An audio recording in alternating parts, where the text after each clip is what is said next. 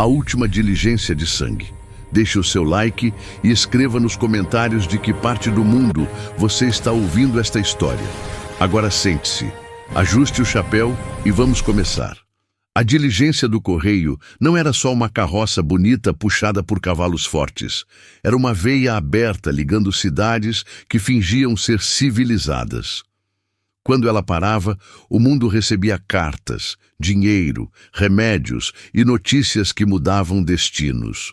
Por isso, quando a diligência de Coiote Raso não chegou na data marcada, ninguém achou que fosse atraso. Acharam que era mensagem. No Oeste, atrasos têm explicação, desaparecimentos têm dono. O dono do medo naquele trecho de estrada tinha nome: Coronel Marlowe. Não era coronel de exército nenhum, era coronel de terra, gado e pistola. Controlava pedágios invisíveis, comprava xerifes com promessas e enterrava testemunhas com silêncio. Sua gangue, a Mão Negra, tinha fama de não deixar viva a boca que poderia contar o que viu. E, ainda assim, a diligência sumiu sem tiro ouvido, sem corpo achado, sem rastro claro, como se a estrada tivesse engolido rodas e gente. No salão de Coiote Raso, a conversa rodava em círculos, sempre voltando para a mesma pergunta: quem foi o louco que aceitou levar a próxima? O chefe do correio, um homem baixinho de olhos nervosos chamado Barton, tentou contratar qualquer um que tivesse rifle e fome, mas a maioria inventou doença, viagem, luto. Não era covardia, era matemática. Contra Marlowe, a conta quase sempre terminava em cemitério. Foi numa manhã de sol alto que Barton viu uma mulher descendo do cavalo como se o chão fosse dela. Chapéu de aba média, jaqueta de couro escura, lenço no pescoço e um olhar que não pedia licença. A cidade ficou quieta. Ela se chamava Eliza Kane, e sua fama vinha de dois lugares: da pontaria e do fato de nunca sorrir quando não era necessário. Parecia carregar um peso invisível nos ombros, como se cada quilômetro tivesse cobrado algo dela. Você está procurando guarda para a diligência, disse Eliza sem rodeio. Barton engoliu seco. A senhora sabe que é... Eu sei quem é Marlowe. Eu sei o que ele faz. Ela olhou ao redor, captando os olhos escondidos nas janelas. E eu sei que alguém precisa passar por aquela estrada. Barton tentou perguntar por quê, mas a resposta veio antes. Porque é a minha última viagem, disse ela. E naquele instante, ninguém duvidou que última podia significar mais de uma coisa. Eliza não pediu pagamento alto. Pediu duas coisas: uma arma extra de cano longo e o direito de escolher quem entraria na diligência. Barton aceitou rápido demais, porque homens nervosos aceitam qualquer firmeza. No fundo, ele sabia que contratar Eliza era como acender fósforo em celeiro. Podia iluminar o caminho ou queimar tudo, mas pelo menos era ação, e ação naquele condado era artigo raro. À tarde, Eliza inspecionou a diligência como quem inspeciona caixão antes de deitar dentro. Rodas, eixos, arreios, compartimento de carga. Pediu que reforçassem o fundo do baú com chapa e que escondessem uma caixa menor sob o assento do cocheiro. Não explicou o motivo, apenas disse: se algo der errado, eu quero a opção de escolher o que salvar. Barton fez cara de quem não entendeu, mas obedeceu.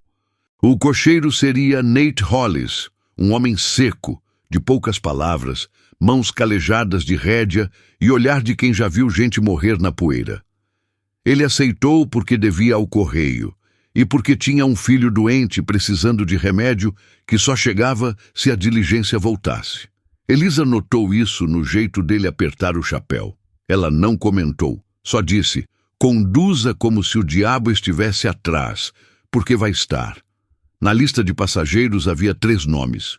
Um era uma professora indo para outra cidade e Sra. Whitmore, frágil por fora e firme no olhar. O segundo era um vendedor de remédios, Dawson, com sorriso rápido e mala grande demais. O terceiro apareceu sem aviso, um homem alto, casaco claro, botas limpas, luvas finas, lenço branco no bolso como assinatura. Ele se apresentou como Sr. Finch e entregou uma carta do escritório do juiz exigindo que ele embarcasse. Elisa leu a carta, viu o selo e sentiu o estômago apertar. Selo de gente grande demais. À noite, antes da partida, Elisa ficou sozinha do lado de fora do salão, olhando o horizonte. Nate se aproximou e perguntou, baixo, por que você aceitou? Elisa demorou a responder. Porque eu devo uma morte a alguém, disse por fim. E essa estrada sabe onde ela mora. Nate não entendeu, mas entendeu o suficiente.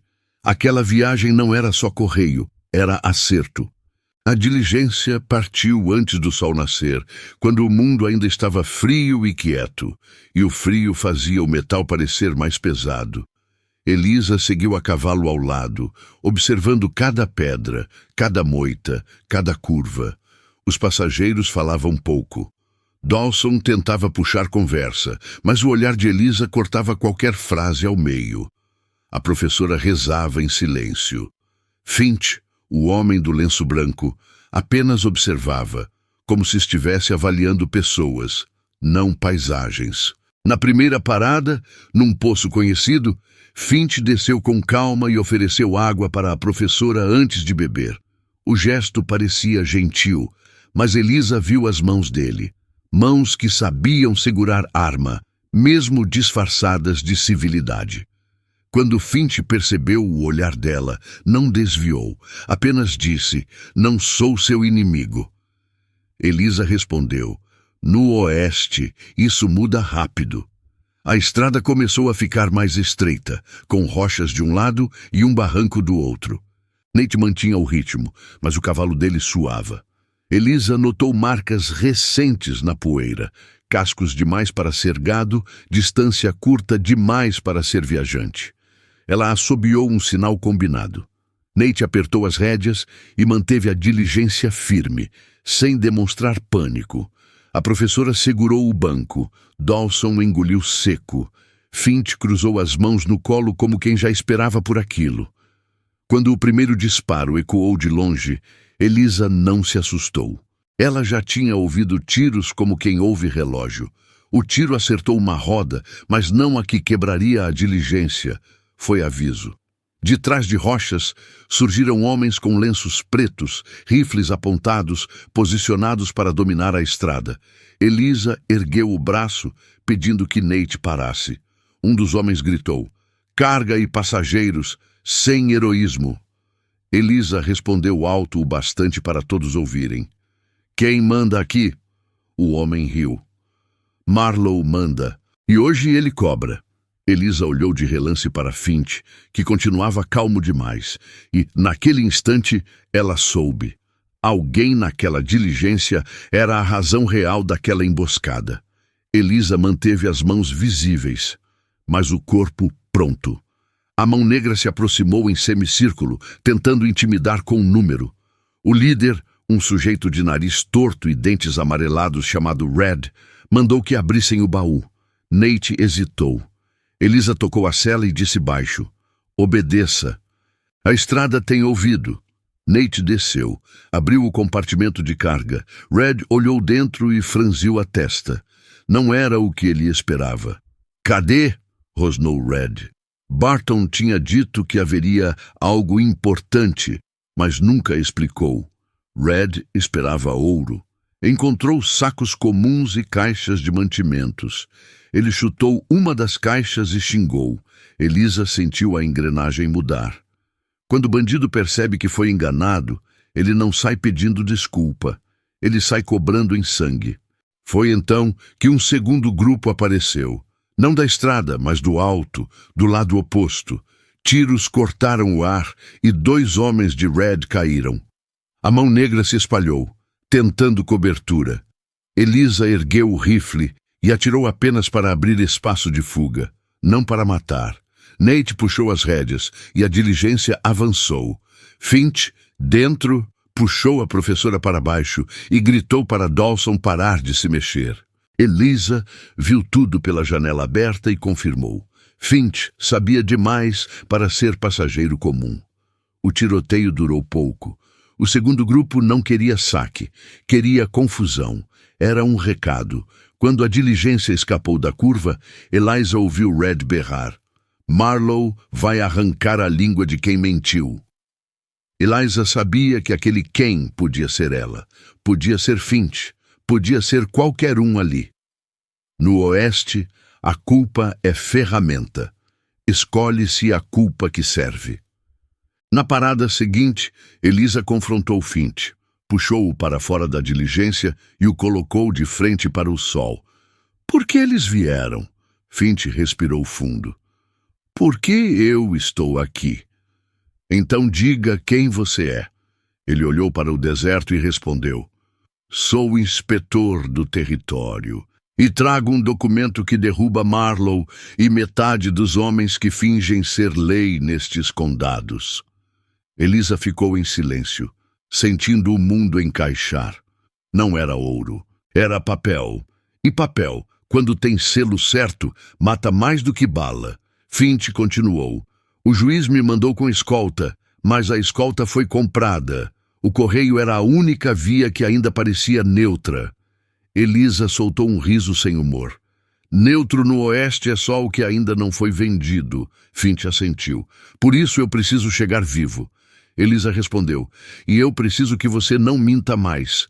E montou, porque a estrada não esperava acordo. A segunda noite foi pior do que a primeira. Acamparam num trecho de pedras altas, onde o vento parecia cortar. Nate dormia com a mão no rifle. A professora dormia mal, mas dormia. Dawson fingia dormir, mas Eliza viu o brilho de olhos abertos. Finch escreveu algo num papel pequeno e guardou no bolso interno, como quem faz plano de escape se tudo falhar. Eliza ficou de guarda, porque gente como ela aprende cedo. Descanso é caro. No meio da madrugada, um cavalo relinchou distante. Eliza levantou, arma em punho. Viu sombra se mover no alto da pedra, um homem só. Ela mirou. O homem ergueu as mãos e sussurrou. Não atire, sou recado. Eliza reconheceu o rosto quando ele desceu. Era Owens, um ferreiro de outra cidade, velho conhecido dela. Owens entregou uma mensagem curta. Marlowe fechou as rotas. Tem gente dentro do correio. Eliza amassou o papel e sentiu a raiva subir. Traição não era surpresa, era rotina. De manhã, Finch revelou o que estava no documento. Nomes de xerifes comprados, rotas de extorsão, depósitos de dinheiro e até a prova de um massacre encoberto numa ponte chamada Ponte dos Enforcados. A professora ficou pálida. Nate cerrou os dentes. Dawson, o vendedor de remédios, pareceu interessado demais. Eliza percebeu a ganância no brilho dele e decidiu observar sem alertar ninguém. Às vezes, o traidor se denuncia quando acha que está seguro. A estrada mudou de cor. O deserto deu lugar a colinas e árvores secas. A diligência seguia com marcas de tiro na madeira, como cicatrizes recentes. E, conforme avançavam, mais sinais de vigilância apareciam. Cinza de fogueira apagada, pegadas frescas, uma pena preta amarrada numa cerca, marca da mão negra. Era aviso. Estamos perto. No fim da tarde, um garoto surgiu na estrada chorando, dizendo que tinha se perdido. Nate reduziu. A professora pediu para ajudar. Eliza levantou a mão. Não! O garoto chorou mais alto. Eliza, firme, apontou. Mostre as mãos! O garoto hesitou. Tempo demais. Eliza atirou no chão ao lado dele, fazendo poeira subir. O garoto correu, e do mato saíram 2 homens armados. Emboscada barata.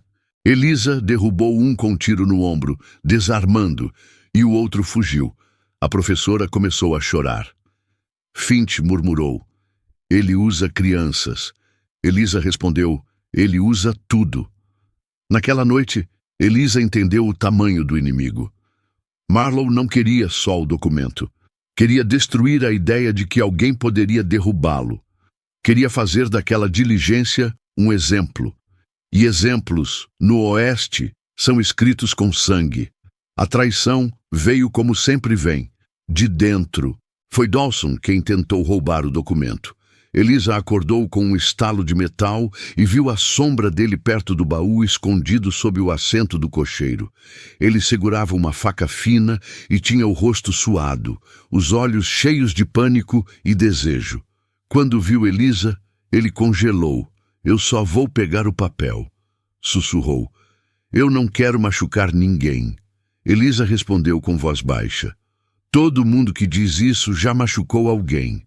Dawson tentou correr.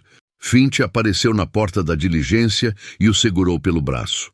Dawson puxou a faca. Elisa desarmou com um golpe seco e jogou Dawson no chão. Nate queria amarrá-lo e levar à próxima cidade. Elisa disse: "Não temos próxima cidade segura." Finch olhou para Dawson e perguntou: "Marlowe te comprou?" Dawson riu nervoso.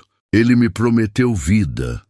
Finch respondeu: "Ele promete vida e entrega a cova." Dawson cuspiu e gritou que Marlowe tinha homens em todas as paradas, que a ponte era armadilha, que o xerife de destino era comprado. Quando percebeu o que tinha dito, tentou morder a própria língua, como se pudesse engolir a verdade de volta. Elisa tomou uma decisão dura. Deixou Dawson amarrado numa árvore, com água suficiente para não morrer em horas, e com um recado gravado na madeira: "Conte ao coronel que a estrada não é dele." Era cruel, mas era necessário. Levar Dawson seria carregar veneno vivo, e veneno vivo, no oeste, acha fresta. Com Dawson fora, a tensão mudou de forma. A professora tremia, mas se mantinha de pé. Finch parecia mais humano agora, menos pedra. Nate conduzia como se carregasse dinamite. Elisa, por dentro, contava feridas antigas. Ela tinha perdido um irmão numa diligência anos atrás, morto por homens de Marlowe, e tinha prometido que nunca mais deixaria uma estrada virar cemitério sem resposta.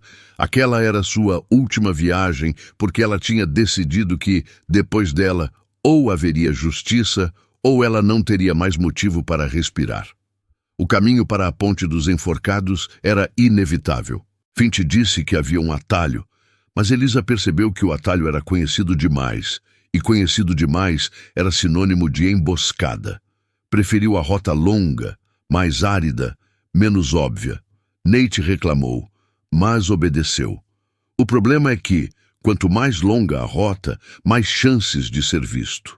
E Marlowe tinha olhos. No fim do dia, viram fumaça no horizonte. Não era acampamento, era sinal. Elisa sentiu o estômago endurecer. A estrada estava avisando. O cerco estava fechando. A Ponte dos Enforcados não era só madeira sobre rio, era memória. Diziam que, anos antes, Marlowe tinha pendurado 5 homens ali por suspeita de roubo. E depois descobriu-se que o roubo tinha sido inventado para tomar a terra deles. Os corpos apodreceram ao vento e a ponte ganhou o nome. O rio embaixo era raso, mas escuro, como se guardasse segredo. Quando a diligência se aproximou, a professora fez sinal da cruz. Nate cuspiu no chão. Finch ficou sério. Elisa ficou fria. No meio da ponte, uma carroça atravessada bloqueava a passagem. 4 homens armados surgiram. E, atrás, como se o próprio lugar o tivesse chamado, apareceu Coronel Marlowe. Alto, casaco longo, barba bem aparada e olhos de homem que acredita que o mundo lhe deve obediência. Ele sorriu para Elisa como quem reencontra dívida antiga. "Elisa Kane", disse. "Sempre achei que você morreria antes de ter coragem de vir atrás de mim." Elisa respondeu: "Eu vim atrás do que você fez." Marlowe olhou para a diligência. "E trouxe correio. Que gentil! Ele exigiu o passageiro e a carga real." Finch tentou se esconder, mas Elisa o puxou para perto e disse baixo: "Você fica comigo." Marlowe riu. "Eu não quero essa mulherzinha do correio. Quero o papel." Finch deu um passo à frente. "Sou inspetor. Em nome do território. Você está..." Marlowe cortou com uma gargalhada. "Território? Isso aqui é meu." O primeiro tiro veio de Marlowe, não para matar, para assustar. A bala acertou a tábua ao lado do pé de Finch. Elisa reagiu. Atirou no cabo do rifle de um dos homens. Desarmou. Nate puxou a diligência para frente, tentando romper a carroça. A madeira rangeu e o impacto virou caos. A professora gritou. Finch segurou o documento junto ao peito como se fosse coração extra. A ponte virou guerra. 2 homens de Marlowe tentaram cercar Elisa. Ela se moveu como vento duro, derrubando um com tiro na perna, o outro com coronhada. Marlowe avançou, tentando alcançar Finch, e Nate, do alto do banco, atirou para parar. Marlowe recuou, mas não caiu. Ele era protegido por crença e por sorte. Elisa viu e entendeu. Aquela ponte não seria o fim. Seria só o ponto em que a estrada começaria a cobrar com juros. Eles romperam a carroça e saíram da ponte com a diligência tremendo, uma roda quase solta. Atrás, Marlowe gritou. Corram! Eu gosto quando correm! E o som dele ficou preso na madeira como maldição. O desfiladeiro era estreito demais para erro e largo demais para esperança. As paredes de pedra subiam como dentes e o caminho serpenteava sem espaço para a manobra. Era ali que Marlowe queria terminar. Ele conhecia aquele lugar como conhece o próprio bolso. Seus homens vinham atrás, espalhados em pontos altos, prontos para atirar sobre o teto da diligência como chuva ruim. Nate conduzia com o rosto branco. A roda ferida ameaçava ceder. Elisa cavalgava ao lado, procurando saída. Finch segurava o documento e a professora, tentando mantê-la viva de medo. O desfiladeiro parecia ter som próprio. O eco dos cascos, o assobio do vento, o anúncio de tiros que ainda não tinham vindo. O primeiro disparo acertou o cavalo da frente. O animal caiu, e a diligência puxou de lado. Nate gritou e tentou segurar. Elisa correu para cortar arreios e libertar o cavalo morto antes que arrastasse todos para o barranco. Ela conseguiu, mas perdeu segundos preciosos. Em guerra, segundos viram túmulo. A mão negra avançou. Uma flecha de dor atravessou Elisa quando uma bala raspou seu braço. Sangue quente, mente fria. Ela não atirou em desespero. Atirou em necessidade. Derrubou um homem do alto, não para matar, mas para abrir espaço. Nate empurrou a diligência adiante, agora puxada por menos cavalos. Finch olhou para Elisa e disse, você vai morrer por esse papel. Elisa respondeu, eu vou morrer por uma estrada que não precisa mais ser cemitério. Eles alcançaram uma curva onde havia uma antiga estação de troca, abandonada, um galpão de madeira torta e trilhos sem trem. Elisa viu chance. Mandou Nate virar para lá e preparar barricada. A diligência entrou rangendo e eles desceram correndo. Marlowe e seus homens cercaram do lado de fora como hienas. A professora, tremendo, perguntou, a gente sai vivo? Elisa olhou para a porta e respondeu com verdade. Nem todo mundo. E o desfiladeiro, lá fora, parecia concordar. Marlowe entrou na estação como se fosse dono do lugar e do tempo. Mandou seus homens ficarem fora e disse que queria resolver como homem. Elisa não acreditou em honra de quem pendura inocente, mas sabia que, se recusasse, ele mandaria fogo e acabaria com todos. Finch tentou argumentar. Elisa cortou, ele quer espetáculo, então vai ter. Marlowe olhou para Finch e falou, você me trouxe papel, eu te devolvo poeira. Finch ergueu o documento, isso vai chegar ao juiz. Marlowe sorriu, não vai. E num movimento rápido, puxou a arma e atirou, não em Finch, mas na professora. A bala atingiu o ombro dela e ela caiu gritando. Era a lição de Marlowe. Ele não duelava por honra, duelava por controle. Elisa sentiu o ódio subir como fogo, mas não deixou queimar a mira. Nate tentou levantar a professora e puxá-la para trás. Finch ficou pálido de choque. Marlowe olhou para Elisa e disse, agora sim, agora você tem motivo. Elisa respirou fundo. Eu sempre tive. Marlowe deu um passo, e o duelo começou, não com contagem, mas com instinto. 2 tiros ecoaram. Marlowe acertou a madeira ao lado do rosto de Elisa.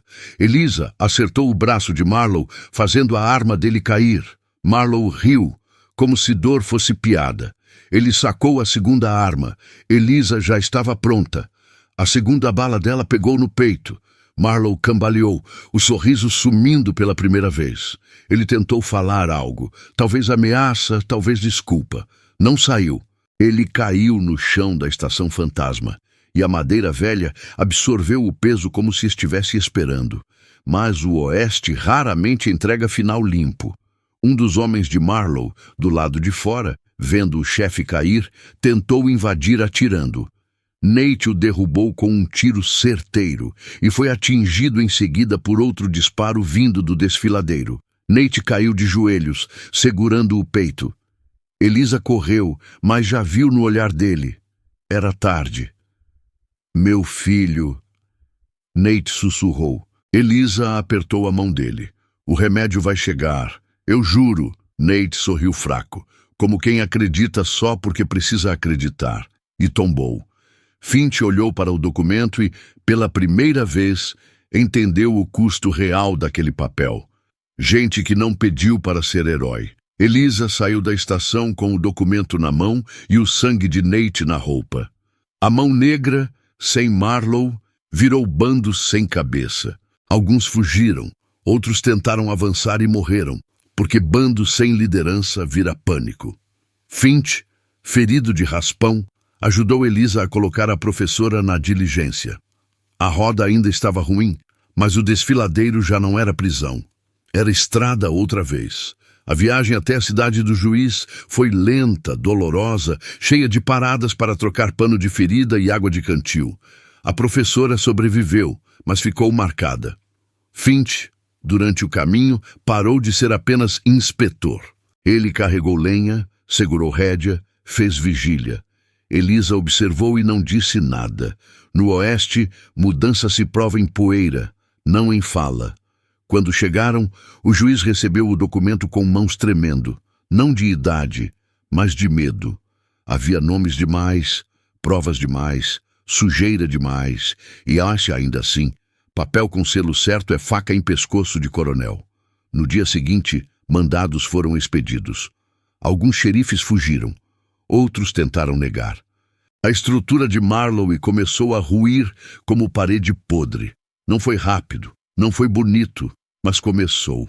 E, às vezes, começar é a única vitória possível. Elisa cumpriu a promessa de Nate. Entregou o remédio ao filho dele, pessoalmente, numa pequena casa fora de Coiote Raso. O menino olhou para ela como se olhasse para uma lenda triste. Elisa não quis ser lenda, só quis terminar. Ela deixou uma bolsa de moedas na mesa e saiu sem esperar agradecimento. As estradas, por um tempo, ficaram menos tomadas. O correio voltou a passar e o silêncio voltou a ser silêncio. Não ameaça. No último entardecer, antes de sumir de vez, Elisa voltou à Ponte dos Enforcados. Olhou para o rio escuro e para a madeira velha. Não havia corpos pendurados, mas havia memória suficiente para encher a noite. Ela falou baixo, para ninguém e para tudo. Está pago.